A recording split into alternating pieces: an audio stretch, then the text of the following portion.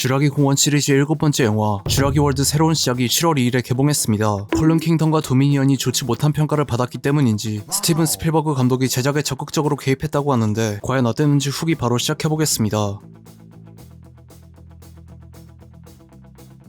전작 도미니언의 바이오신 메뚜기 사태가 끝나고 5년 뒤 인젠의 생명공학 기술로 복원된 공룡들은 6,500만 년이 지난 지구의 환경에 적응하지 못해 멸종위기에 처하고 인간의 손이 닿지 않는 적도 부근의 섬에 모여 살아가고 있었습니다. 미 해병 특수작전 부대를 전역하고 용병이자 생존 전문가로 활동하는 주인공 조라 베넷은 거대 제약회사 파커 제닉스의 대변인 마틴 크랩스로부터 치매와 심장질환 그리고 암 같은 질병의 치료제를 만들 수 있는 거대 공룡 3마리의 혈액 샘플을 채취하기 위한 탐사팀을 이끌어다는 의뢰를 받게 됩니다. 조라는 마틴의 부탁으로 앨런 그랜트 박사의 제자이자 고생물학을 연구하는 헨리 루미스에게 현장 자문으로 합류해달라고 설득하고 해병 특전단 시절 전우였던 던컨 킹케이드 일행과 함께 버려진 인젠의 유전공학 연구소가 위치한 생 위베르 섬으로 출발합니다. 생 위베르 섬에 도착하기 직전에 요트를 타고 여행하다가 모사사우루스의 공격을 받은 델가도 가족을 구출하고 모사사우루스의 혈액 샘플을 채취하는 데 성공하지만 모사사우루스와 스피노사우루스의 공격에 배가 자초되고 인젠의 이종교배와 유전자 조작으로 태어난 돌연변이 공룡들이 득실되는 생 위베르 섬에서 표류함에 벌어지는 내용입니다. 어릴 때 쥐라기 공원 1편을 처음 봤을 때 느꼈던 놀라움과 충격이 매우 컸기 때문에 점점 퇴화하는 속편들을 보면서 안타까웠고 특히 폴른 킹덤과 도미니언은 총체적 난국이었기 때문에 스필버그 감독이 적극 개입하고 쥐라기 공원 1, 2편의 각본과 데이비드 캡이 복귀한 이번 신작은 오랜만에 괜찮은 퀄리티로 나왔으면 했지만 개인적으로는 폴른 킹덤과 도미니언보다 낫다는 생각은 들지 않았습니다. 쥐라기 월드 3부작이 갈수록 평가가 좋지 않았음에도 1편에서 벨로시랩터들을 통제하며 첫 등장한 오웬 그레디와 처음엔 존 해먼드 회장과 비슷한 인물이었지만 오웬 때문에 변화하기 시작한 클레어 디어링의 깊은 인상을 남겼으며 쥐라기 공원 3부작의 주역 이안 말콤 앨런 그랜트 엘리 세틀러 3명도 재등장했기 때문에 등장인물들이 서사에 신경 쓰긴 했었으나 이번 신작에 스칼렛 요한슨과 마허샬라 알리 같은 대배우들이 출연했음에도 깊은 인상을 남길 만큼 활약한 장면이나 캐릭터들의 이름도 제대로 인지시킬 여유도 없이 빠르게 지나가버려서 등장인물들에게 전혀 몰입할 수가 없었고 델가도 가족은 굳이 나올 필요가 있었나 싶을 정도로 전개를 늘어지게 만들어서 러닝타임 2시간 13분이 훨씬 길게 느껴졌으며 솔직히 델가도 가족을 빼버려도 스토리에 지장이 없을 것이라고 생각합니다. 트랜스포머와 몬스터버스가 그랬듯이 인간들의 서사가 재미없어도 공룡들 보는 맛이라도 잘 살렸으면 좋았을 텐데 예고편에 나왔던 조스를 오마주한 모사사우루스 추격전과 중반부 티라노사우루스 장면을 제외하면 딱히 인상적인 장면이 없었고 티라노사우루스와 함께 쥐라기 공원을 상징하는 공룡인 벨로시랩터가 별 활약 없이 몇 초 나오다가 말아서 아쉬웠고 그동안 전작들에서 개근 출연하며 크게 활약하고 쥐라기 공원 시리즈의 인기에 크게 기여했다는 점을 생각하면 이런 취급이 부당하다는 생각도 들었습니다. 인젠의 실험으로 탄생한 돌연변이 공룡들에 대한 설정이 추가되면서 새로 등장할 괴수들이 어떤 활약을 할지 궁금했지만 익룡과 랩터를 합친 뮤타던과 본작의 최종 보스인 디스토르투스 렉스를 제외하면 돌연변이 공룡들의 비중은 그렇게 크지 않고 디렉스 또한 가렛 에드워즈 감독의 전작 고질라처럼 어둠 속에 가려져 전체적인 모습을 제대로 보여주지 않기 때문에 실망스러우면서도 디렉스의 컨셉 아트 속 모습이 티라노사우루스와 에이리언 시리즈의 제노모프 등 여러 괴수들을 섞은 모습이라 호불호가 상당히 많이 갈리기 때문에 차라리 어둠 속에 가려놓은 것이 좋은 선택이었다는 생각이 들기도 했습니다. 오프닝은 인젠의 연구원들이 어떤 사고로 인해 디렉스에게 희생되는 장면으로 시작하지만 오프닝의 전개가 헛웃음이 나올 정도로 어이가 없고 디렉스가 본작의 빌런으로서 무시무시한 모습을 보여줄 것처럼 암시해놓고 막상 후반부에 잠깐 나왔다가 말아버리기 때문에 오히려 도미니언의 메뚜기 때가 더 인상적이었습니다.